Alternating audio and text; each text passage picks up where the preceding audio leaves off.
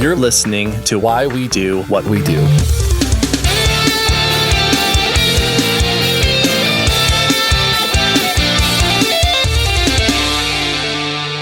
Welcome to Why We Do What We Do. I am your awake host, Abraham. And I'm your eyes wide open host, Shane.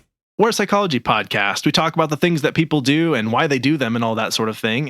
We have sort of recently done quite a few on political issues, and it's because there are a lot of political issues that are sort of racking the world at the moment. I mean, there kind of always are, right? There's always something going on, but maybe we're just getting closely attuned to it, or we've decided we're going to branch out into that area and talk about it. And unfortunately, we've decided to do that again, or maybe fortunately, depending on where you're coming from.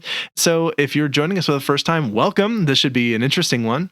Yeah, I'm excited about this one because there's a lot of really cool history in it. Unfortunately, Matt Gaetz makes an appearance, so be prepared for that. Yeah, trigger warning. But we are talking about wokeism. Yeah. The thing that everybody seems to be all up in arms about, and we are going to talk a little bit about what that is.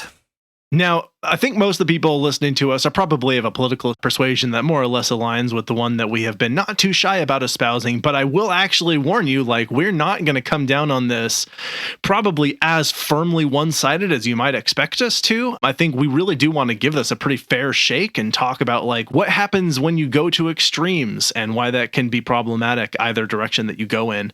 And so unfortunately, as you said, trigger warning, we're going to be talking about Matt Gaetz. If you've had the luxury of having lived your life without having heard that name, I apologize. We're going to, and Ron DeSantis, we're going to ruin that for you today. Yeah. Fair warning. We're talking about bad people who do bad things. Those names are going to come up, and unfortunately, you're going to learn them. And I'm sorry for having ruined your blissful ignorance of their existence up until this point. And we are going to talk about some of the things that are going on, we're going to talk about Michael Brown and Ferguson, and we are going to talk about the Black Lives Matter and all those things that came up around this time that wokeism did come up. Good point. So just be mindful that we are going to be having some hard discussions within this, but I think that we do a pretty good job of kind of keeping it neutral and trigger free as much as possible. Yeah, I don't think there's enough content in here to necessarily warrant being particularly warned about any specific thing that has to do with violence, but we are going to be talking about topics that include racism, sexism, bigotry, and some discussions of violence. It's not a very large part of the discussion. It's not a graphic part of the discussion, so it's not a thing to be worried about your kids necessarily listening to, aside from the fact that we're going to be using language that's probably a bit above their heads. But other than that, I think that we come at this tastefully and I think skeptically and scientifically as much as we possibly can. Yep, absolutely. Now, Shane, this episode comes out on April 19th, which is important because it is not 420, it is 419. But there are still things to celebrate on 419, despite what some people might believe about that. And some of those include is National Banana Day. Bananas are great. It's also my annual celebrate my divorce week. So that's nice. Oh, from my first marriage. Okay. All right. Well, for some people, that definitely is a celebration. Yeah. It is also Bicycle Day. Maybe it's international. Maybe it's world. I don't know. But I love bicycling. Cycling is one of my favorite hobbies. So I'm all in support of this. I do appreciate a good bicycle. It's also National Garlic Day, which, big fans of that. Garlic is a nice thing to have. National Amaretto Day. Ooh. So go make yourself go get a mixed drink or make yourself a mixed drink with some amaretto. Make it virgin if you're a teetotaler like me. Mm-hmm. It's Poetry and the Creative Mind Day. So poetry is a nice thing if you enjoy some flourishing language. It's also National Rice Ball Day. Yum, delicious. Love that. Like that. It's Feet Week. So for the imperial measurement system. No, just kidding. It's for the thing at the bottom of your legs. Assuming, and sorry, not to be ableist for those of you who don't have feet at the bottom of your legs, but for those of you who do have things at the bottom of your legs, those kind of feet. Yeah. And then finally, it is Coin Week. And so this is if you are one who is just fond of coins, collect coins, want to reflect on your coins, look at your coins, celebrate coins. It's Coin Week. That's the thing. Yeah, I think that for the most part, we are coin advocates here. I think that we can probably agree that pennies are useless.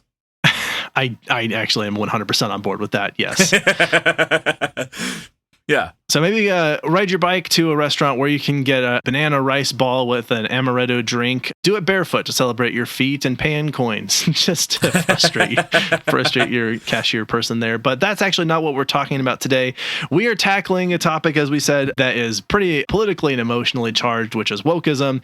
And so the thing that we're going to have to get into is defining our terms, but that's actually a pretty big part of this discussion by itself. So instead, I think we probably need to give some background in general. Yes. So I would also like to say that as a general rule, we tend to believe in very progressive policies. Yeah. Moving towards less harm and more good for the community at large. That's what you're going to find in a lot of these discussions. So just kind of be mindful that it's like kind of the bias and the viewpoint that we come at through this. Yes, we're coming from that bias. I agree. So woke culture, a generally accepted kind of definition or like understanding of this is that woke culture refers to being aware or well-informed in a political or cultural sense. That is in itself not a great definition because it is very, very broad. But the term woke seems to have emerged during the mid-2010s after the murder of Michael Brown in Ferguson. During many of the demonstrations at the time, Black Lives Matter activists were using the term stay woke, not as a term to describe political awareness, but rather as a term to keep watch for police brutality. And we're going to talk and unpack what that means more, but that was a common phrase that was used during the protest at that time. And I think that's really important, is to have that context in history, because that word, I think if you were not at all think from how you hear it used today, that's where it came from. But that is where it came from. It has, it's basically stay alert. Yeah. Is the thing here of like, hey, this is the thing that we need to be on the watch for, because it's happening. It's happening a lot, and it's been swept under the rug. So like, be vigilant, if you will. Absolutely. Now, like any term that enters the cultural zeitgeist, fake news comes to mind. The term woke began to adopt a new meaning years later. Today, you probably will hear the term woke, and specifically woke culture, refer to leftist political ideology, more specifically referring to awareness of social justice politics. And we'll talk more about what that means and the definitions that people have used as we get into this discussion. Yes. And so woke is often used as a kind of a pejorative in many right-leaning discussion points. It's used as kind of like, oh, you're too woke, that's going woke, and they're describing that as a bad thing. So for instance, Matt Gaetz describes large groups of progressivists as woketopians. Like that's a bad thing. Yeah. As you explore that, you'll see kind of how that term, being woke, staying woke, all of those things have become almost weaponized politically. When I see people who call a group of people woketopians, I call them clans people. Yes, same. We've actually used this term quite a bit, and I don't know that we've ever defined it. And even if we have, I think it's probably time to define it either for the first time or again. So Shane, could you please define pejorative for us? So, pejorative means expressing contempt or disapproval. So basically, you use this as a term to say, I dislike this thing.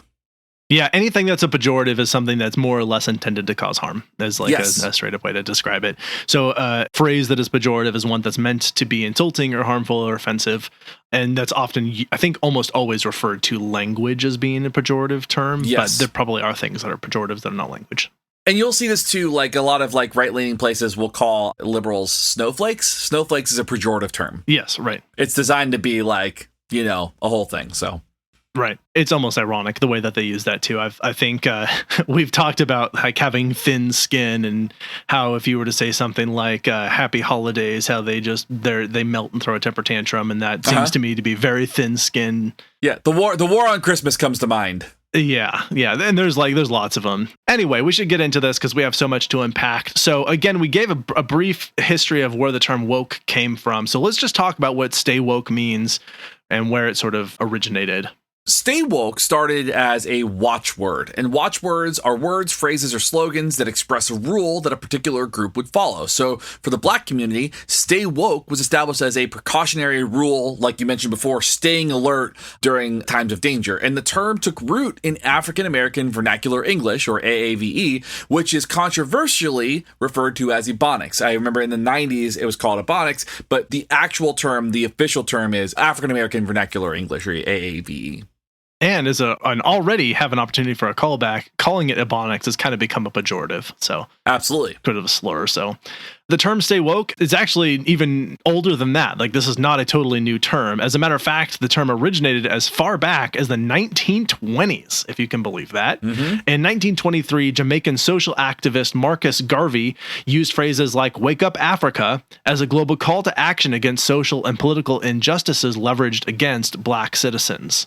And the idea of this movement, the Stay Woke movement, was essentially that Black consciousness would begin to, quote, wake up to the new realities that they faced so that they could more effectively combat injustices. Basically just like, wake up, you've got to do something, what's happening is not okay. And just in case you're not terribly up on your history, this was decades before civil rights legislation was passed, so I think it was a very stark reality for Black people in the United States at that time to be very concerned about their safety and well-being and their rights. I mean, this was kind of still in the thick of Jim Crow and like, you know, post Reconstruction. So I think this was highly appropriate that would be something before people start, you know, getting all over like that aspect of it. We're talking people that have lived to see the end of the Civil War. We are talking about people who, like, their family members, like, once removed, were part of the emancipation in the end of slavery. So, like, this is, like, still you're talking about a large marginalized group of people who were not safe in many spaces. Like, their own safety was at risk. Yes, yeah, the term sundown town comes to mind. Mm-hmm. So the phrase stay woke was part of a recording from Huddie Ledbetter, also known as Leadbelly, in the song Scottsboro Boys. And you can hear a spoken afterword that uses the term. The song is a protest about a group of Black teenagers in Scottsboro, Arkansas, who were accused of raping 2 white women in 1931. And the quote goes, quote, "So I advise everybody, be a little careful when they go along through there. Best stay woke. Keep their eyes open," end quote. If you get a chance to listen to this song, it is on Spotify. Oh, cool. It's a really cool, like, blues, like a blues ditty. It's very, like, it sounds like it would be at home in, like, Oh Brother, Where Art Thou? Like, it's got that sound, like that real bluegrass type of sound to it, but it's a cool song. I want to go check that out. Yeah. Yeah, that's great. Now, later that year, the Times published an article from William Melvin Kelly called, quote, "If you're woke, you dig it. No Mickey Mouse can be expected to follow today's Negro idiom without a hip assist," end quote, which is an awesome title for an article. That's great. I love that. Like that is so cool. So the article itself described how words like cool and dig were actually part of Black jazz slang before it started becoming popularized by white America. Shocking that still happens. Can you believe that? Right. Cultural appropriation. I had no idea the word cool came from Black jazz. So now I'm like, it's fascinating. Like, it was, like I said, going through these notes, I was learning all kinds of stuff. It was great. There's so much to dig into. The Black history in the United States and Black people history in general is just so interesting. And there's so much that we can learn from, like, learning more about that. I think we should probably do a topic about more of that at some point in the future. Well, I was telling you in the last episode with that baseball book, the Negro Leagues. Oh, right. Like one of the things that revolutionized baseball was bringing in, like, Negro League players into the current, like, federal teams. Yeah. Because they were playing at a different pace. They were playing with new rules, different rules. There was like that. They changed the way baseball was played when they brought in the Black players. It was really cool. Nice. So anyway, we were talking about William Melvin Kelly. Kelly has also written some interesting bits of work about Black consciousness and culture. One bit in particular that was interesting was his thoughts on shifting language. And his argument was essentially that since so much Black culture is being appropriated, the vernacular is constantly changing. And I think that that's actually been brought up in some sitcoms and other, like, comedy movies and shows. One that occurs to me in particular was in the US version of The Office. And Craig Robinson plays a character where he tries to teach made up Black phrases to Michael Scott's character, and they're very funny. Yes, well, it's pretty great. Now, the problem that many of the popular idioms adopted within Black communities actually, like, the problem is that they were actually encoded. They were actually coded precautions, and they weren't just words that were being used. It was being developed to keep people safe. So, for example, this can be dated back, I mean, quite some time. I mean, you see, like, during the era of slavery in the United States with terms like au fait, which was Pig Latin for foe and used as a replacement for white man. So you hear the term au fait, it was used to describe white men as people who could not be trusted. And were foes, yeah.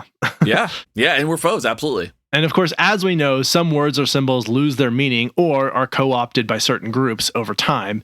That hasn't really been the case with woke, though, until more recently. The general sentiment, while it has been adopted into mainstream culture, has largely maintained its core meaning, but it certainly has started to shift and become, again, not unlike some other more recent terms, and I keep thinking of fake news, where they essentially get co-opted into becoming meaningless or meaning something kind of radically different from their original meaning.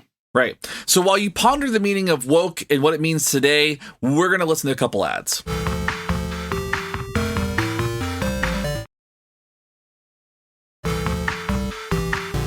Okay, so we've been talking about sort of the history of woke, and we're going to continue on with that path because the term originally had three specific contexts for its original use. So one is that it was slang for, as we said, staying awake or staying alert. Another was slang for being suspicious of a cheating partner. Again, it has a corresponding meaning of sort of staying alert or stay vigilant or pay attention. And the third was a watchword for being on the lookout for systemic injustices. So you see the thematically, it carries through this sort of pay attention, stay alert thing throughout it. And then there's those specific contexts, stay awake, look out for people who are doing you wrong, and look out for the major injustices that are going to specifically harm you if you don't pay attention to them. I think it's important to kind of specify this too. There are phrases and words and idioms that are used to describe staying alert in general. Like you've probably heard the phrase your head on a swivel, right? And so like that's as generally all that means is just be observant. And so say woke on its surface is be observant. Yeah. But there is this kind of like unique cultural meaning to it because of the dangers that were associated with the marginalized group that was using it. It's not like me saying head on a swivel. Like being observant for me is different than somebody who is their life is at risk as a result of these social injustices. Yeah, keep eyes in the back of your head or grow eyes in the back of your head. Similar idea sort of thing. Yeah, absolutely. Watch your back. Now, examples of stay woke can be found in black music throughout the decades. So Georgia Ann Muldrow recalls hearing jazz musicians using the term regularly throughout the 60s, and the term got major coverage in the 2008 Erykah Badu version of the song Master Teacher, which was originally written by Muldrow and was reworked, which also great song. So, I mean, anything Erykah Badu, go listen to, but that song in particular is really great. That's super fun. Man, I wish we could play some segments of these. I don't think we have I know copyright.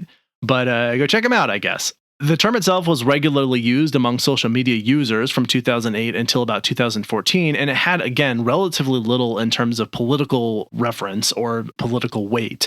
However, in 2014, during the Ferguson protests, the hashtag #StayWoke began to trend rapidly and started to enter a larger mainstream consciousness. Right, and so the term actually began to take on its original socially conscious meaning within the anti-racist movements following Ferguson, though it began to be used as a general term for more progressive policy. So it kind of returned back to its original form, which was the watchword, then it started trending, and then once it got into the culture, it kind of got co-opted and turned into this bigger thing. And so now the term is broadly used to describe socially conscious policies related to a variety of marginalized groups. So that's kind of where we land on it right now. So today, wokeism is usually in reference to some kind of policy, some kind of action, some kind of activism that's related to a marginalized group. At least it's like not bastardized definition. Yeah, I say we're going to sort of get into that in terms of how it's also being used.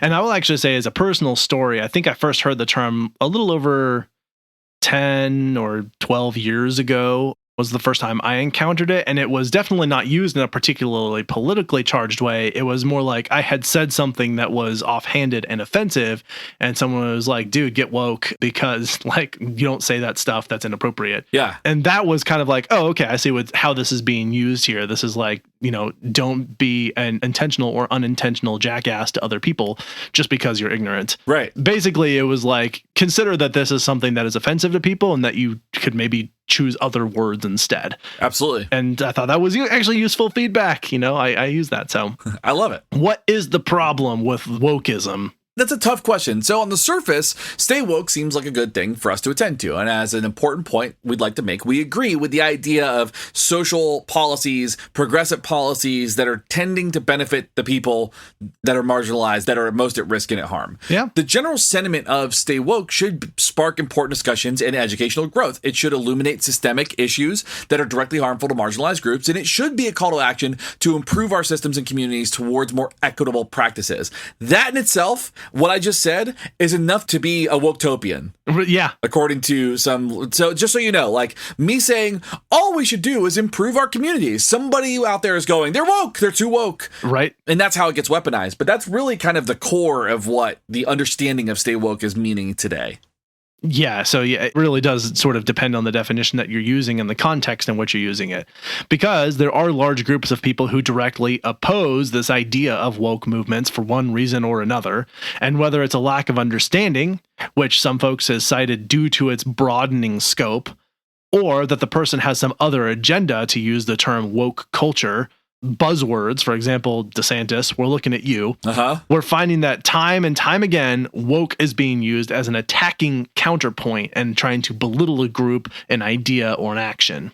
Right. It gets twisted, it gets used up, and it's a really quick buzzword that can be used very easily in propaganda. And so that's kind of what we're finding from some people who oppose these things. Now, for this segment, we'd like to use Florida as a case study.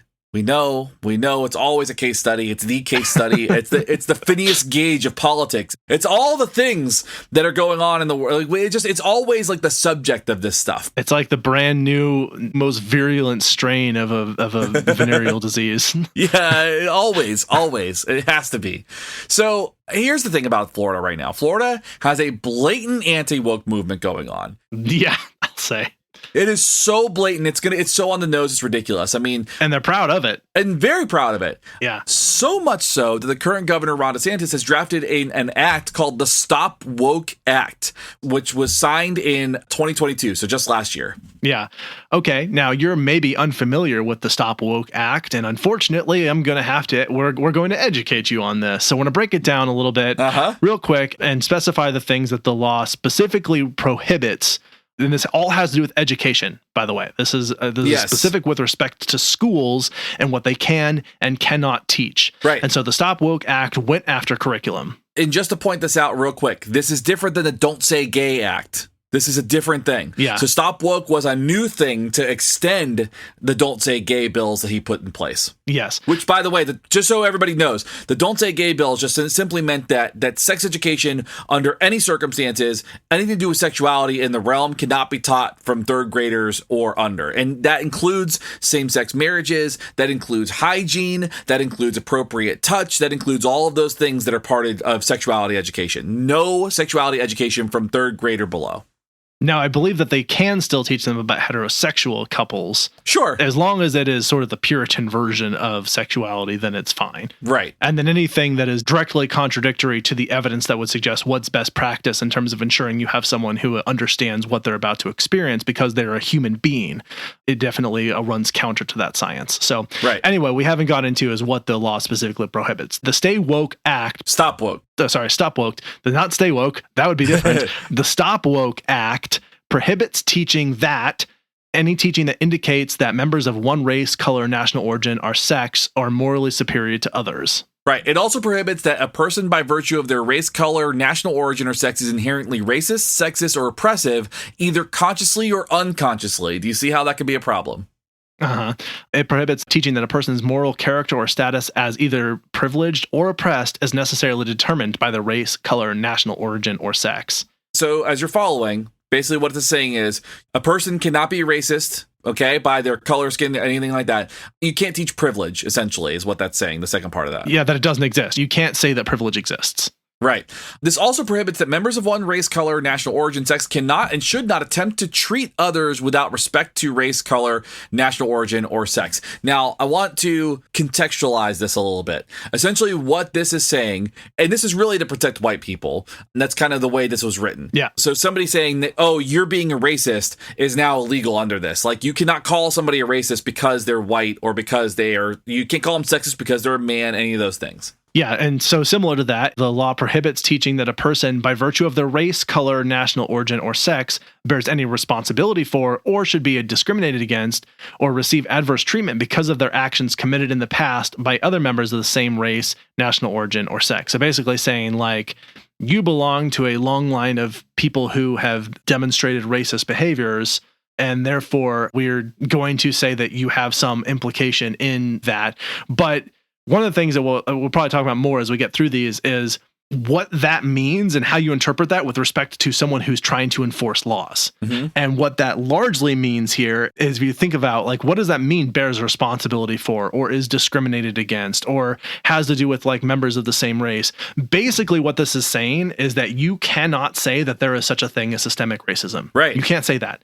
But what that implies is that people who are not doing something that is overtly racist, but are enforcing policies that are racist, if you say that they're enforcing those policies that are racist, you are saying that they bear responsibility for someone who came before them, and you can't do that. It basically, again, shielding them by saying, like, not only can you not say that about them, that means that they now have the green light to go ahead and further enforce, enact, and support racist policies, because they can always say, well, you're just being prejudiced against me because of, like, the fact that because I'm at white. one point white people were slave owners. So basically, to really boil that down, it's essentially saying that you as a white person would have benefited from specific things like racism, even if you did not directly participate. Like, I did not directly participate in slavery. However, I am a white man in the United States. I am sure that somewhere in my family, somebody benefited from slavery. Right? Right. Like, I understand by the nature of the privilege of being white, like, I do benefit, but I can't say that according to this act. Yeah. Just to be clear. By saying that potentially on this podcast means you are in violation of Ron DeSantis' rule. That's freedom of speech for you right there. Yeah. Well, that guy anyway, so that's fine. Yeah. The place where woke comes to die, by the way, is what he calls Florida. Yeah, that's true. If you were to describe wokeism as intelligence and critical thinking, as I might be apt to do, then he is right.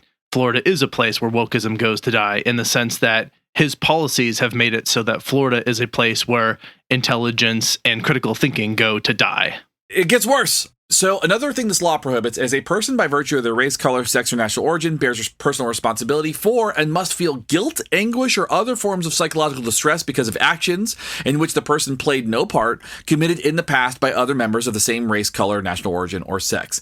That is basically saying that depending on your origin, your race, and all that stuff, that you should not feel guilt or any sort of like stressors related to history. Yeah, you should feel good about the fact that slavery occurred in the past and not feel bad about it because you're not the one who's doing it right now. Right, exactly. All right, and then finally, prohibits teaching that such virtues, merit, excellence, hard work, fairness, neutrality, objectivity, and racial color blindness are racist, are sexist, or were created by members of a particular race, color, national origin, or sex to oppress members of another race, color, national origin, or sex. And that one kind of is the clincher. That's basically like saying that is saying that any attempt to try and level the playing field to make things equitable is actually by itself an illegal thing to do. Yep. So I guess maybe as you kind of like unpack this a little bit, was that a lot? Sure. Yeah. Basically what this law does is it's designed to protect white men. That's really what it does. Just so you know. I mean, when you read it, it's like solely white men because it talks about sexism a lot too. Oh yeah, it's designed to protect white men. It's designed to prevent the discussion of anything that would teach kids about the past of how white people have benefited from doing terrible things, because it specifically says it would make them feel guilt about what has happened in the past. And we don't want that. They can't feel guilty because they're not a part of it now. So we can't talk about it is essentially what this boils down to. That's exactly what they're doing. And that's exactly how it's been enacted. And that's how it's been interpreted. And that's how it was intended to be interpreted. And they've said as much in their discussions. This really, it is meant to both prevent children from getting an education that would teach them about the history of the United States as it pertains to the reality of the horrors of slavery and the many other things that the United States has done to oppress groups of people other than white Christian people and particularly males, and to essentially say that furthermore that bringing up terms like racism and sexism is also not okay because it could have them feel that way. And now I think that you could potentially make the argument that this teaching practice by itself violates by itself the Stop Woke Act if you wanted to. And I would just definitely challenge parents who are critical thinkers in Florida, of which there's got to be at least 2 or 3. Yeah, some of us. To specifically like Shane's house and like 2 other people down there to challenge the government on this and specifically cite this act as the reason for the challenge. Anyway, that's for another time. What I would invite you to do right now is not stay awake through some ads.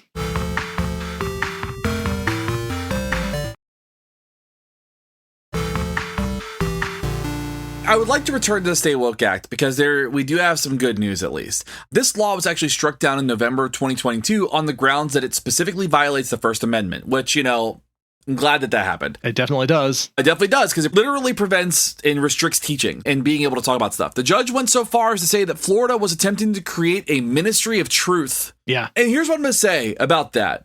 If there's ever a time where you're in politics and any of your policies get compared to 1984, you should consider rethinking what you're doing. Yeah. They were not the heroes of that story. Yeah, they were not the good guys. Yeah, the Ministry of Truth, for just as you said, for those of you who weren't keen on the reference, comes from the George Orwell book 1984 and predicting this dystopian future where a dictatorship government regime has taken over basically all of the world, functionally speaking. Although there are aspects of it where the government has little or no control, or at least less so. But for the most part, it's taken over everything. And yeah, this is actually, the Nazis had very similar policies. Yeah. Oh, the Kremlin, or I mean, I guess they're not technically around right now, but Russia has very specific policies about the things that you cannot say about the government, what is considered true, and that no opposition to what the government decides is true is given any airtime or the ability to speak. And as a matter of fact, they have passed recent legislation to jail anybody who criticizes the government there.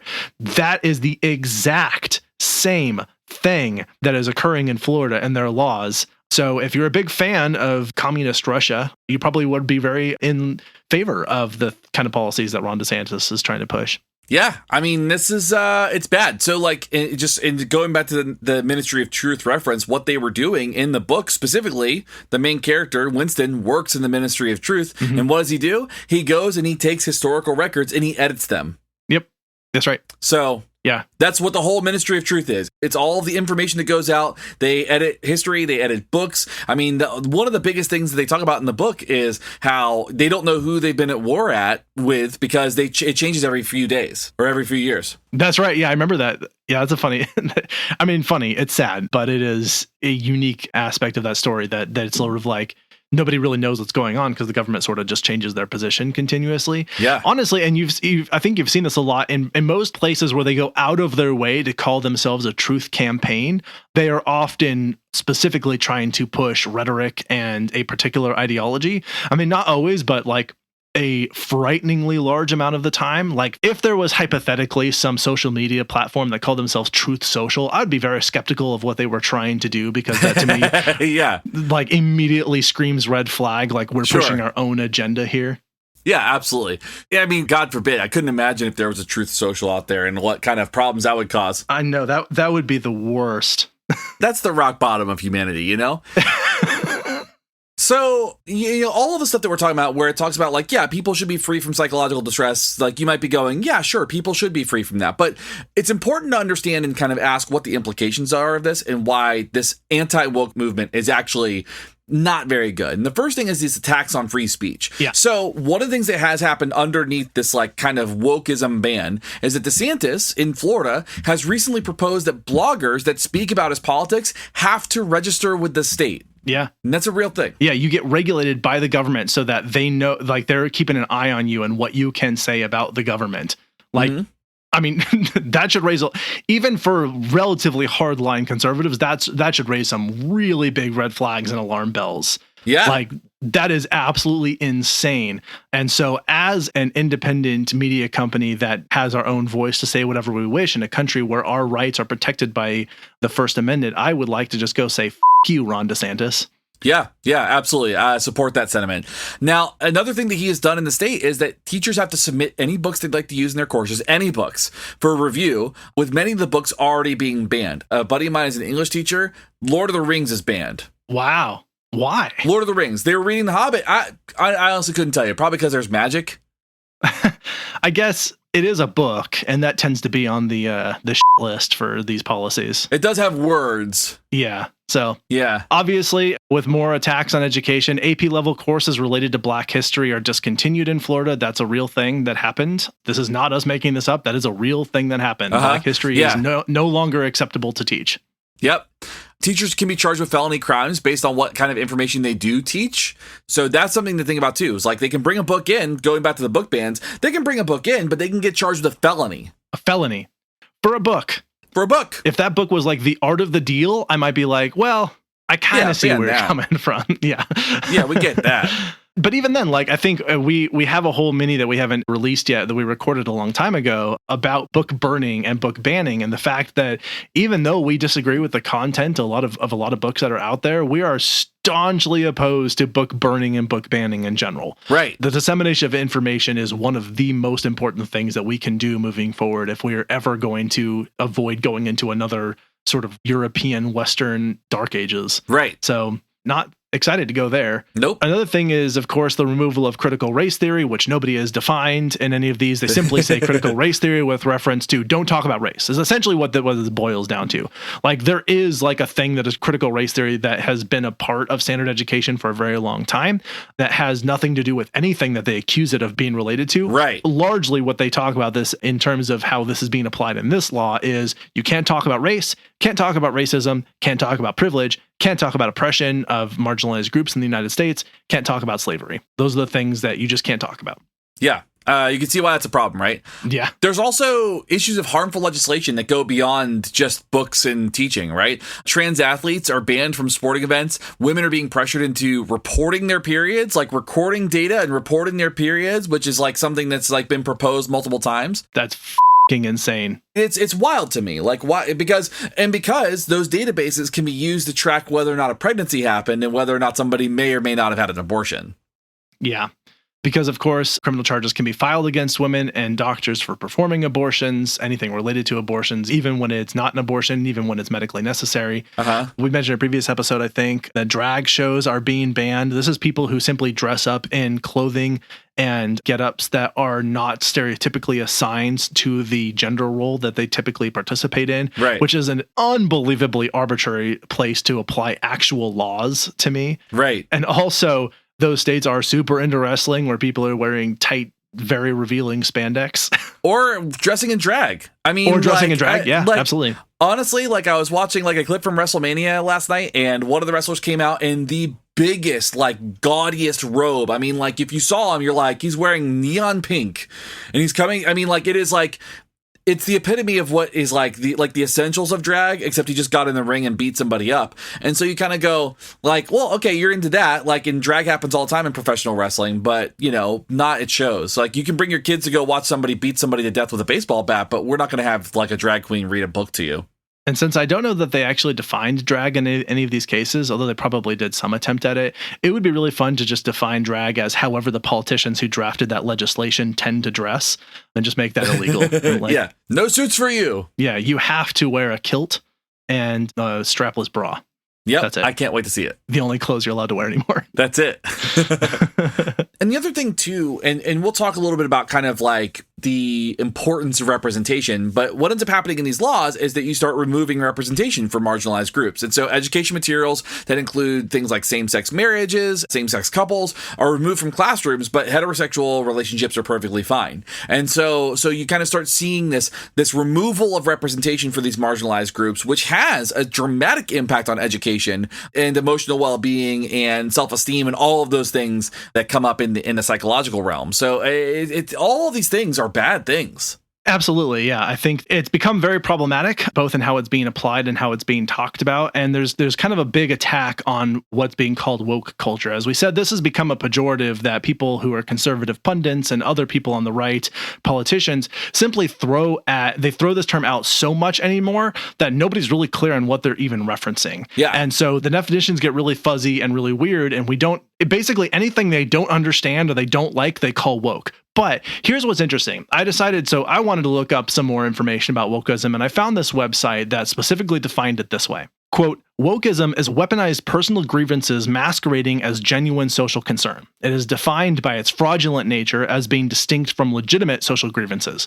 Wokeism only knows outrage. It knows not empathy for its victims, end quote. So that is how they've defined it. But then let's go ahead and take that as our starting definition, and let's apply an example of what is being labeled as wokeism and see how well it fits that definition that they've just provided. Let's do it. So if they're the people who are defining woke and the people who are calling things woke, we can easily compare those two things because it's apples to apples comparison, right? Right. So a year or two ago now, I don't remember when it took place exactly, the estate of Dr. Seuss decided that they were going to no longer publish some of the books that Dr. Seuss had that had a lot of inappropriate, stereotypic, and racist depictions of things in those books. They were like, that's not really part of our brand anymore. We think we're just going to discontinue further publications of those books. So let's go back to our definition now. Wokeism is weaponized personal grievance masquerading as a genuine social concern. Was this a personal grievance that they decided to make this decision? No, not at all. Was this masquerading as a genuine social concern? No, they were legitimately concerned that this was not a way they wanted to represent their brand. Right. Defined by its fraudulent nature. This wasn't fraudulent. This is a private company deciding they wanted to do something different with their product. Right. As distinct from legitimate social grievances. If racism is not a legitimate social grievance, then I am very concerned of what you think racism is or what is a legitimate social grievance. Right. But no, that's not how that applies. Wokeism knows only outrage. This really was not outrage. This wasn't anybody going on social media like from that company talking about how outraged they are at themselves. Right. They simply chose that they didn't want to publish that anymore and knows not empathy for its victims. I don't even know what that's supposed to mean in this context, but you can see that immediately their own definition and their own application of that definition do not match at all in this case. Right. And I'll give one more quick example. The M&Ms had made this weird decision a long time ago to hypersexualize an M&M, a piece of candy, by giving it like these very stereotypical female traits of like having high heels and these big lashes and the short skirt. Like it was this weird hypersexualization of candy that you would think that conservative people would look at it and go like, why are you making sex out of candy? Right. That seems like a weird place to go. But instead what happened is they said like, that was kind of a weird decision. Instead, we're going to put this person in a lot more normal clothes and like normal, comfortable tennis shoes. And the people on the right absolutely went ballistic, very upset about this, calling M&Ms going woke. Again, let's go back to our definition. Is this a personal grievance weaponized to masquerade as a genuine social concern? No, they were correcting a very weird decision in the first place to hypersexualize a piece of cartoon candy that was strange to begin with, defined by its fraudulent nature. No, again, this is a private company choosing to change something about their brand that was already kind of weird, distinct from legitimate social grievances. This wasn't really a social grievance. They just sort of chose to do something different with their brand. Right. Knows only outrage. It wasn't outrage, not empathy for its victims. Victims of this were what? Cartoon candy characters?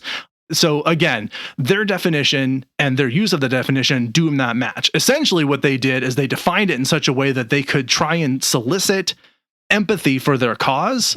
They're trying to create outrage within. They're trying to like, we have this group of people that we know we can get them all riled up and pissed off. Right. We're going to call something woke. We're going to define woke in a way that makes them agree with us. And then we're end of job. Right. Wash hands here. Like we don't have to be internally consistent because that's definitely not on brand for us.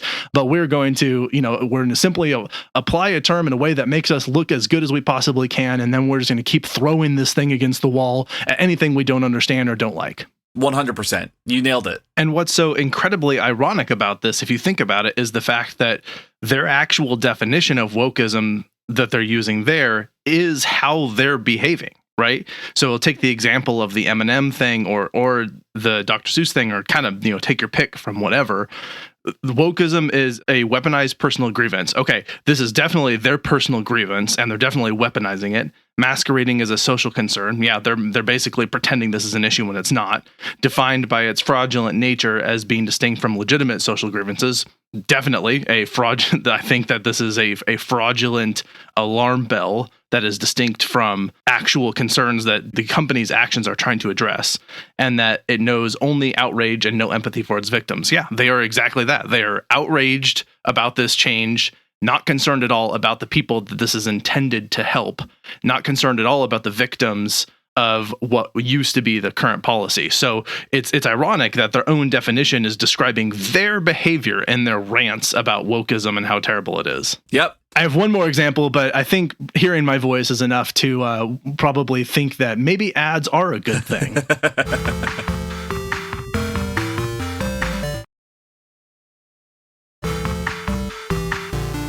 Okay, the last one I'll talk about is that recently, in respect to when this episode is published, we're back from the break. Recently, there was an example of one of the largest banks in the United States collapsed, and when it collapsed, there was this very weird campaign from those on the right to call it a woke bank. Now, where that came from was apparently calling a bank woke in any circumstance is already pretty funny, because the banks are not famously known for their social justice issues. Right. Never have you been like, oh, that's a progressive bank. Yeah, exactly.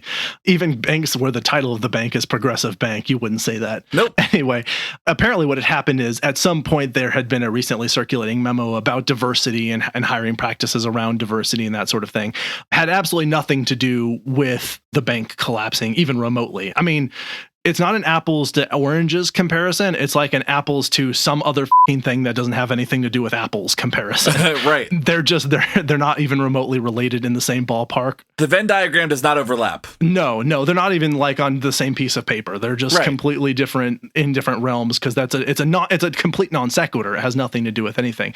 Right. Arguably, what's kind of funny about it is that the reason the bank probably failed has to do, at least in part, to some policies that used to be in place that would force banks to make sure that they will reconcile. Again, we don't have to go into this. Is probably, I don't know if this is really boring for people hearing about this, but just so you're aware, if you've heard them calling these woke banks, or the fact that they call them woke banks, I think is why it's relevant here. Essentially, what happened is there were policies that used to force banks to have to, basically, they had to manage their cash in very certain ways, and they had to be able to guarantee up to a certain amount and do what they called stress tests if people were to make some kind of run on the bank. That was like a thing they had to do in hypothetical circumstances. And a recent conservative administration went and said, they don't need to do those anymore. Those are gone. No more stress tests for you. You can regulate yourselves however you want. So arguably, the reason this bank failed, I mean, and again, there's actually multiple reasons that this failed. That's not the reason specifically, but it is part of the reason, probably. Right. If there was anything to turn to as a contributing factor to why this bank failed, it has absolutely nothing to do with their diversity hiring policies. It had, if anything, to do, at least in part, to the fact that conservative policies stopped them from making smart decisions as a bank. Right. And people fail to see that. It's easy to hang your hat on this one small thing and not like all the wild systems and legislation and all the policies that were put in place that really probably did the thing in. So yeah. There again, just to be very clear, there was a lot of factors, but wokeism was not even remotely wokeism was not the thing that did it. Not even remotely related. No. Exactly. So specifically, when we talk about that, again, going back to woke is used broadly to and applied to anything that people dislike or they outright hate, and especially coming from like kind of more of a right-leaning space. But what we find is that most often it gets used in places where people don't actually understand the topics that they're talking about. Just like menstrual cycles are a choice. I've heard people say that. Oh, you choose to bleed. I've heard that. I've heard that, like, you know, there was some, God. I forget what company it was or what state it was, but there was a school or something that had wanted to provide feminine products like hygiene, like menstrual care products for free, and they were calling that a woke thing because periods were woke. And I was like, what is happening right now? Periods are woke now? Wow. Also not true. Drag queens trying to molest your kids during story time. That is not how drag queens work. And we have seen time and time again, all of the predatory behavior that's come out has come from pastors and uncles. So that's usually what you're seeing a lot of. Now, or family members, or like, you know, it's like those are most of the people that are doing it. It's not the drag queens. No. Okay? No. It is not the drag queens. And then I've heard this quote, but they aren't biologically a boy. Well, then you don't understand gender. So that's just kind of what that comes down to. I've seen that. And then racism doesn't exist because slavery doesn't exist. Or that person that always says, I have a black friend. So, or I've never seen it. I just saw a politician the other day. It said, I've never met a starving person. And when he said that out loud, everybody in the room went, boo, because it was so ridiculous. And so that's what I'm saying. Is like a lot of times woke is used to say that policy is work because there's probably a Venn diagram where anti-woke and anti-science are the same circle. Yeah, and as you said, it just has so much to do with just, this is a thing I don't understand. And because I don't understand it, it scares me. And because it scares me, I hate it. But it's as often applied to something to like, this is just something that I disagree with. And therefore, I'm going to call it this name. Mm-hmm. You know, I'm going to call it woke because I disagree with it. It has nothing to do with woke anything. It just is something I disagree with. Right. And so disagree becomes a categorical description of thing I don't like, you know, or woke, I guess. But all that is to say, there actually are some legitimate criticisms of wokeism that we need to get into that are important to discuss, because although we've been going hard at the people on the right, and because mostly they're at fault here than we're being ridiculous, there are some legitimate things to take into account when we're discussing this, because it sounds as if the current definition of woke is just basically it's all good and there's nothing bad. And mostly there is very little bad, almost nothing like that. But just like any human behavioral phenomenon, there are some problems with wokeism, even when it's applied in a way that we would tend to sort of agree toward.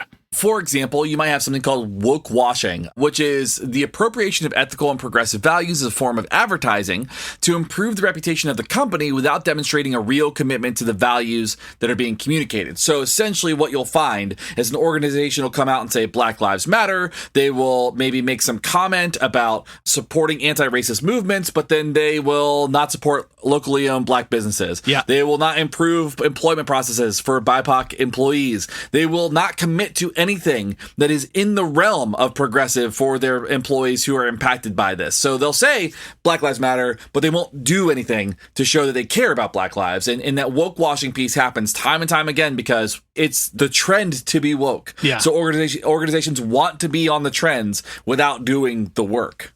Yeah, so they'll just sort of pay lip service to the idea so that it looks good. And that, I think, is, again, that is a legitimate criticism of like how this can play out. There's also woke capitalism, and this refers to forms of marketing, advertising. I mean, woke capitalism, again, sounds like an oxymoron. Right. But it refers to forms of marketing, advertising, and corporate structures that pertain to socio-political standpoints held by millennials and Gen Z, including social justice and activist causes. And so organizations profiting from woke initiatives without any substance is just kind of gross and icky. It doesn't feel good. Yeah. It's kind of similar in the sense that it's like, it's people who are basically benefiting from claiming to be woke without doing anything about it. They're leveraging a social movement for something that can be sold as a commodity, which it certainly should not be. They're treating wokeism as a market, if you will, that they can profit from. And that's again, just ugh. Yeah, it's real bad. It's real bad. There's also virtue signaling, which if you're not familiar with this term, essentially it's a public expression of an opinion or sentiment that's intended to demonstrate that somebody has good character or good social conscience or moral correctness about a particular subject. And so essentially this is kind of like the equivalent of like walking around with a shirt that says, I donated money to the Ronald McDonald House. And that's all of what your shirt says. Like you're basically announcing that, or like you go, drugs are bad. Like maybe that's your virtue signal, or like, like it's something like, oh, I don't like racism either. That's an example of virtue signaling because you're saying that like, yeah, you're morally correct, but you don't really do anything about it. Yeah, and I think that you're sort of pointed out correctly the drugs are bad thing. Like it kind of goes both ways. It's sort of the announcing on your shirt the thing that you're morally opposed or in favor of. Right. Is that it can be just sort of virtual signaling, and again, not actually doing anything with that. Right. And of course, the act of donation is wonderful. We support philanthropy in its various efforts, and I think that we, in our own ways, engage in that. We've done that individually. I know at least we've talked about this before on the show. So again, not trying to virtual signal right now. But the problem here is again, when you're bragging about it, it's the show of goodness. It's the signal that you have moral superiority. It's the like, hey, look at me, look at me, look at me. I did all these good things sort of thing that I understand the sort of not only cringiness, but kind of the hypocrisy that comes with that. Well, right. And there's an example of how this goes bad, because a lot of times, and this is kind of the core of it, is when you are virtue signaling, you are saying that you believe something, but you're not doing anything, or you are signaling and kind of putting something out, but it's actually getting in the way of actual movement. So in 2020 on Instagram, you were finding a lot of folks that were posting a black square in solidarity with Black Lives Matter. And the idea was that by blacking out your own post or your own feed, you were amplifying black voices, which on the surface, sure, that makes sense. Like you can't see my post, you see black voices. Great. Let's boost that up. But what ended up happening instead was that all the black squares ended up clogging up the algorithm and actually made it more difficult for black owned businesses and black profiles to get the notoriety and get the voices amplified. It actually buried black voices because again, it looked good. It was a really good like optic, but it actually did the opposite of what it was intended to do. Right. Yeah. The more effective action would have been to not post. Yeah. Or just repost the post, or like or repost the exactly. Like black people and those businesses were posting. Right. Exactly. To prop them up rather than drown them. Right. Exactly. There's also performative activism. And of course, this diminishes its impact on the issue at large. And this is unfortunately things that become popular that can become quickly diluted. So imagine for a minute, you find a doctor, let's say a cardiothoracic surgeon, and professor at Columbia University. You decide he's quite charismatic, so you want to give him a daytime talk show based on his personality and wealth of knowledge. And once on TV, he starts touting the many pseudoscientific and harmful claims that he becomes famous for. And his previous knowledge doesn't hold as much sway since the information coming out of his mouth is just patently false. Like it is demonstrably incorrect. Yeah. And as he shares more and more of these ideas filled with half-truths and false claims and false promises, you respect the opinion of doctors less often because this was a well-respected doctor who's now sort of out there spouting nonsense. And so this sort of performative activism thing can have that impact. Yeah. I mean, performative activism can kill a movement because it's basically just a whole bunch of people that are saying they're going to do something and they never do. Or doing the opposite. You know, many people will know very little about a movement and they'll engage in behavior based on those popular trends, what those hashtags are and whatnot. And then when they're discussing their views, they may share misinformation because they're ignorant. That's the Dunning-Kruger effect all over again. They don't know enough about it and they're talking about this thing that they have no stake in. They got no skin in the game. They got nothing that they can go in and say, this is an important movement for me. And so now what they've done is they brought this issue to other people who have may have never been exposed to it with wrong information or incorrect information, and that cycle continues where people start to get misconceptions about a particular movement. All it takes is somebody going, well, you know, this one guy at Black Lives Matter donated to the Communist Party, and he said that he's a communist, for all of that to be undone. Yeah. Right? Like that misinformation can be such a problem for these larger organizations. Yeah, absolutely. So we actually do have to talk kind of about the police for a second. And so hear the siren song of ads for a moment.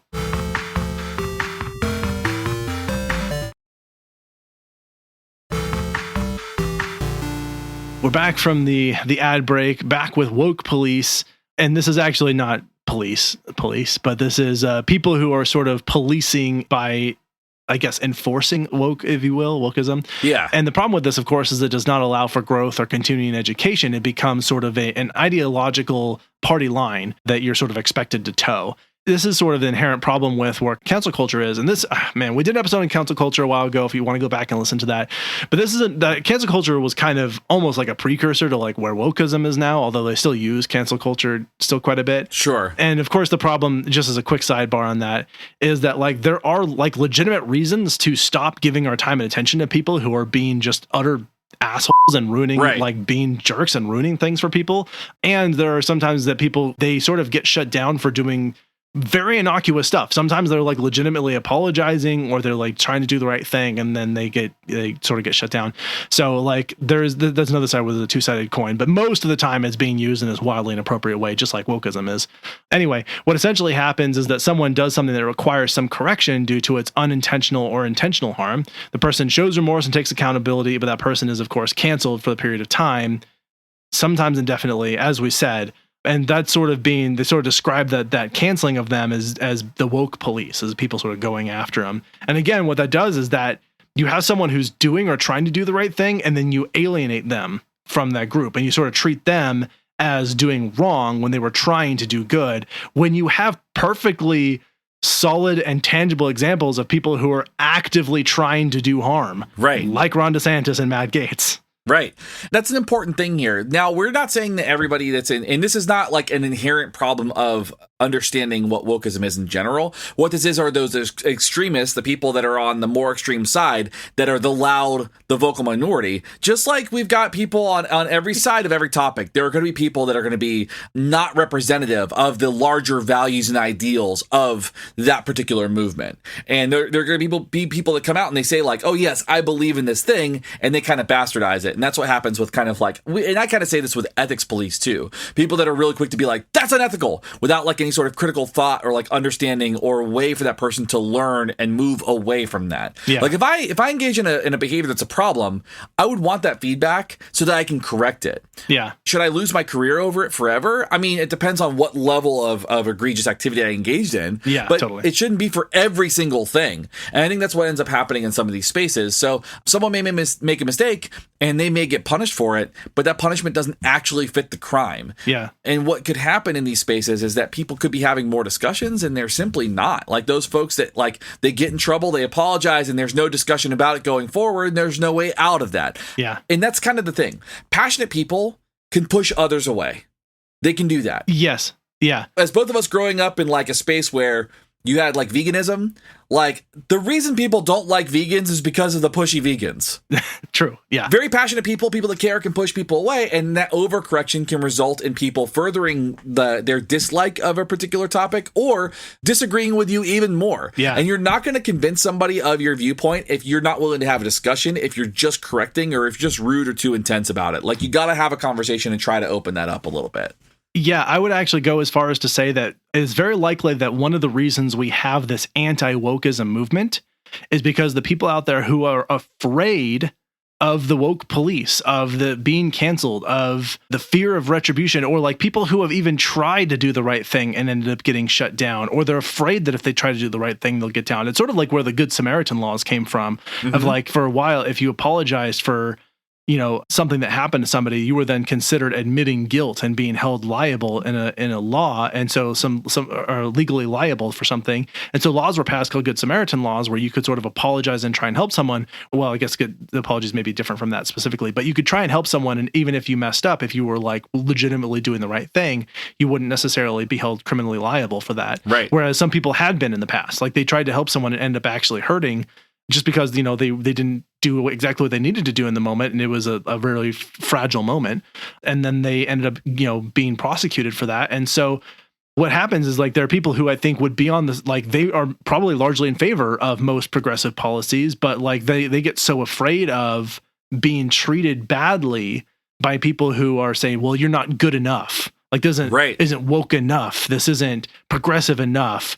And like, even if you try to do the right thing, like I want my righteous sword of retribution down on your head, you know, as your neck is bowed. And like, and so I do get why people get afraid of that. Right. So anyway, yeah. And this actually does kind of lead into, I think, then a discussion of the importance of identity politics and how that plays a role in this. So identity politics, they use labels to describe and categorize things that is something that we've covered before, and we've kind of talked about that, the use of those things. But what they do is, in identity politics, they'll group something in under this specific label, they'll create enemies of that thing, and that becomes like the enemy of a party or something. So woke is largely part of a discussion around politics and social justice, and adds another label to a long list of categories within political discussions. But the problem is that we have an easy label and an easily misunderstood label because of the lack of definition and all that. It gets weaponized by some people, and in some circles, staying woke is a good thing, and we would agree the idea of stay woke is a good thing in general and the values of it, while others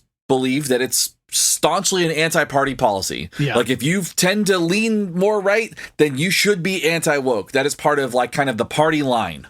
Yep, that's become the new sort of tagline is the anti-woke thing, which again it really was not a political thing.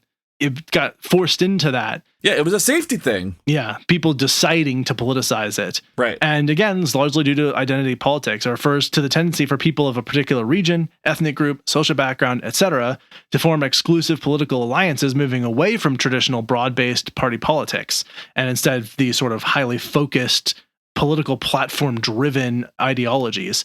And you can find a large swath of politicians who might identify as either being woke or anti-woke, and that's actually become part of their identity. Yeah. It actually is really not helping the cause very much. Yeah, on either side. Yeah. Again, that's usually like kind of more of an extreme view. But with all that being said, despite this term stay woke being over 100 years old, let's look at some of the research. And I'm going to say, and as a general caveat, the impact of woke behavior is either new, in terms of the term itself hasn't really been researched too much, or what concerns come up within quote unquote wokeism, like trans rights. You're talking about like stuff like gay marriage, all of those things. They're more specifically addressed in literature around social justice around those populations. So what I would say is, if you want to see the impact of like wokeism and like good woke behavior in terms of policies, things like using the correct pronouns, things like representation, things like advocacy, things like protest, go look up that research, because that research shows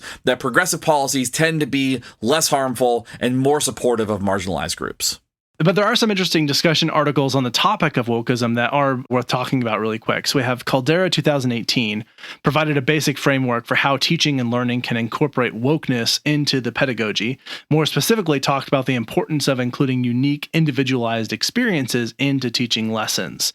So I thought that was really important, because if you're delivering lessons, I mean, I think I learned this in my like psychological like assessment classes, right? So like when somebody goes to take an IQ test, not all the pictures are going to be useful because somebody's going to have unique learning histories and experience. So it makes sense that you would cater learning materials to individualized experiences. Yeah. There's also Suresh 2020, and they found that DEI initiatives, or diversity, equity, and inclusivity initiatives, have become more prevalent in higher education, but primarily discovered a couple things. One, students that come from marginalized or minority communities found DEI efforts lacking.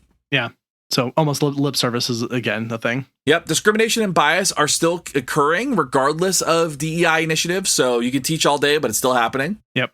The above experiences had negative impacts both physically and mentally for students, and many of the initiatives were taken from mainstream influences rather than historical or representative knowledge sources. So it was sort of like, rather than consulting with a group of people for whom this was meant to be supportive, they sort of pulled it from other sources and ended up not being all that helpful and kind of inappropriately sourced, really. 100%. The last article, too, is that we want to reference here is Foss and Klein from 2022, and they explored why companies engage in woke behavior by going woke. That's what they described in it, and there were a few interesting things. First, there was little systematic support or research that showed that progressive ideas exist among executives. So, no matter what agency is doing this, it's very unlikely that their executives believe in what they're marketing. Yeah, and then therefore, because there was actual not systematic support and they were sort of doing it as a PR thing, again, that was the paying lip service, going woke, heavy air quotes there, doesn't actually improve company performance. And again, it's because they're not trying to. They're not doing anything. Yeah.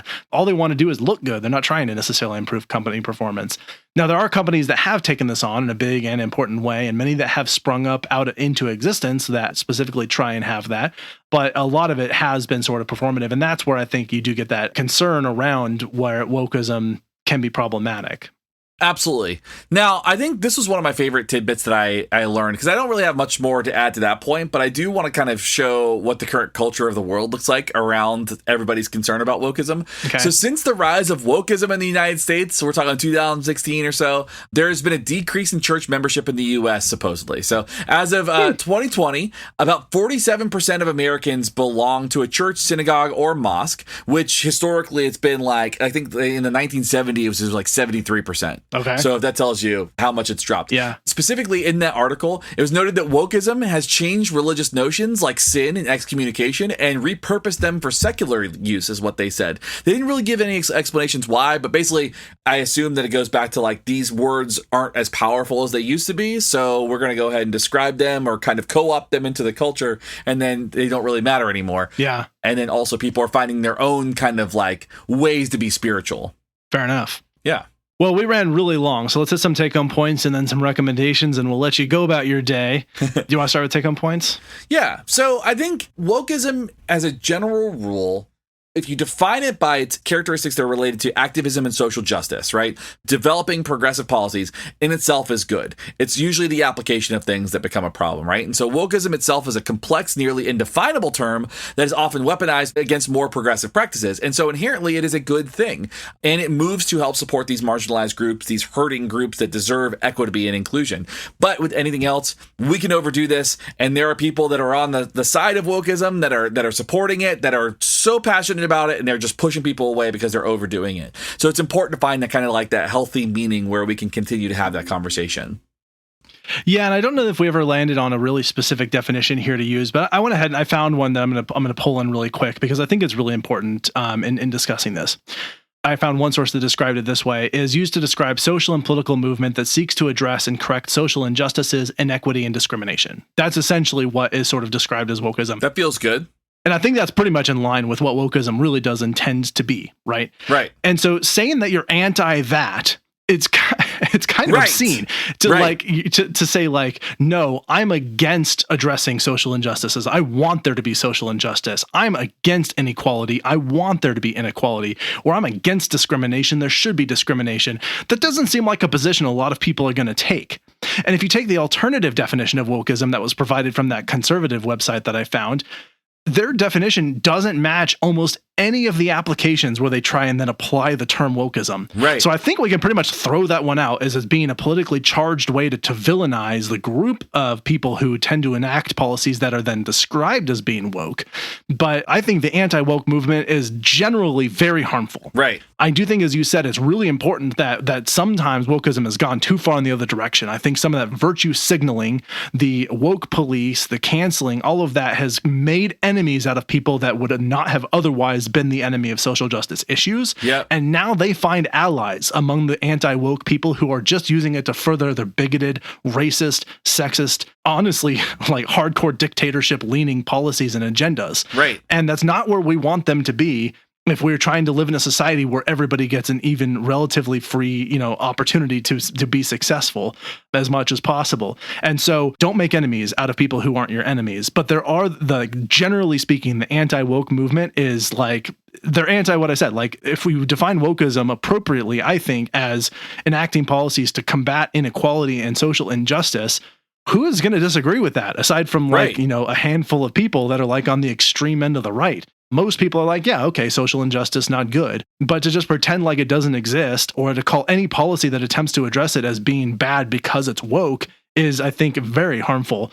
And it's kind of ironic about that is even, I think if you were to look at some of the websites of politicians who have claimed anti-woke, they will even define woke in a similar way that I did just a moment ago as being political activity toward correcting social injustice. And then they're anti-woke still. So there are people out there who want to do harm.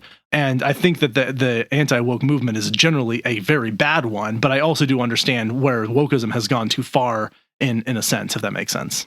I think maybe one of the core behaviors within the wokeism kind of sphere is holding people accountable. And I think holding people accountable for injustices and for inequities and all that stuff, I think that's important and we need it. We're in full support of it. Yeah. I think that's an important distinction. Like, I think there's a difference between like getting involved with like local black businesses to make sure that they're supported and making sure that they're free of hate crimes and all of those things. Like, there's a difference between being involved in that versus screaming at somebody for using a straw. Yeah.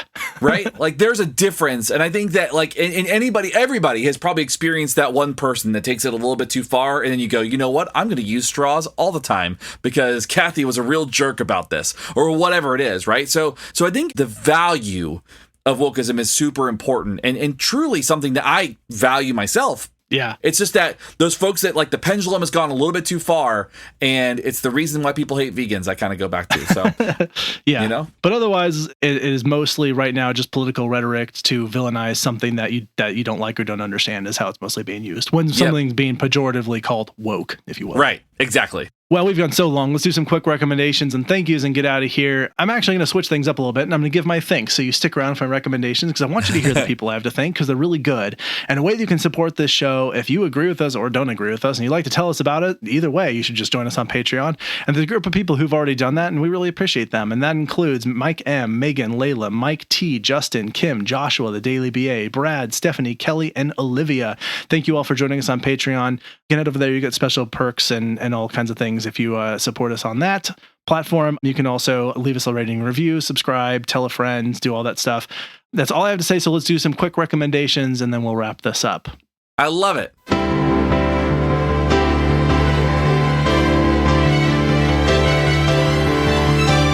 Recommendations. Okay, I'm recommending a movie that I saw recently. It actually came out at the end of 2022, so it's a few months old now, but this is called Weird, the Al Yankovic story. This is on the Roku channel, interestingly, so you have to find it there. But this is almost like Weird Al's songs. This is kind of a totally changed biopic of his life. So it's not intended to be in any way remotely accurate. Otherwise, Weird Al would be dead because it is absolutely crazy like where it goes. It's just meant to be, it's actually, I think they said it's meant to enact a lot of the cliches of someone who has like a meteoric rise to fame. Sure. It's very, very funny. Some amazing celebrity cameos. It's very silly and nonsensical. So if you're into like a mindless, just enjoy the thrill of like absurd humor, I strongly recommend Weird, the Al Yankovic story on the Roku channel. I love that so much. That's so fun. So my recommendation is an album. This band I have loved for many, many years. I discovered them on like a comp when I was a kid.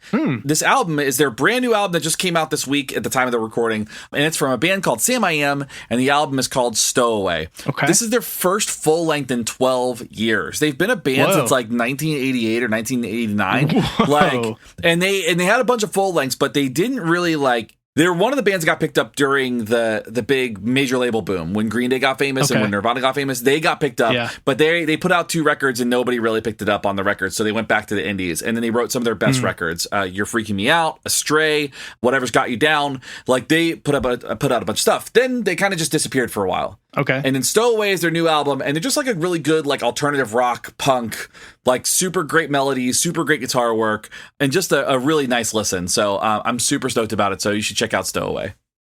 How fun.